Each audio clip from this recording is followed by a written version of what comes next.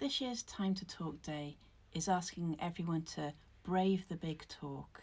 And that's about bringing up conversations about mental health that feel more comfortable to be left unsaid sometimes. Because bringing up mental health and how we're doing, or especially if we're not doing so well, it's not an easy thing to do. And we've all been there at some point or other. And sometimes we want to check in, but we feel uncertain about how to do it because we're worried about getting it wrong or convincing ourselves it's fine, it's going to be fine, and then not mentioning it at all because, let's face it, sometimes it is not fine. But here's the thing, avoiding conversation doesn't keep anyone safe, not in the long run anyway. And for the person who's having a struggle, it keeps them isolated, which is not good. So let's try doing things a little bit differently. And it doesn't need to be perfect, and it doesn't need to be the perfect timing, because let's face it, how often is the timing perfect?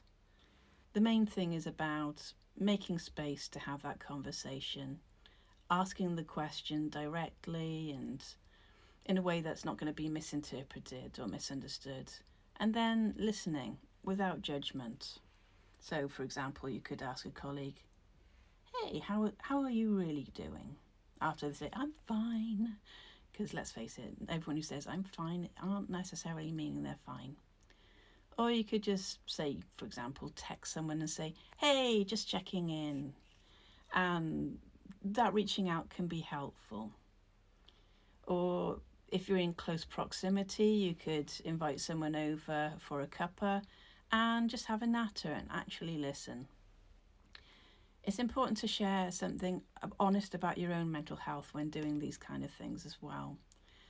And that's part of the normalisation, because we all have good days and bads. And we all have different struggles from time to time as well. Yes, conversations about mental health are not the easiest. If they were, they'd be happening way more often. But we also got to remember the cost of that isolation I mentioned earlier. That fear, that shame, that sense of keeping a distance in order to keep yourself or others safe if you're going through that struggle. So the thing to do is to make time to talk, to actively listen, and to go about helping to normalise these conversations about mental health.